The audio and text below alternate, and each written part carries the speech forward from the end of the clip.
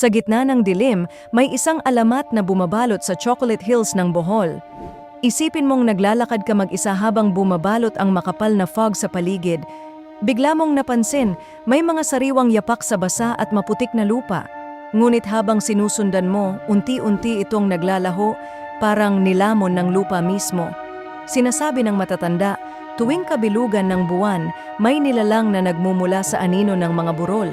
Hindi siya nakikita, ngunit ramdam mo ang malamig niyang presensya na sumusunod sa bawat hakbang mo.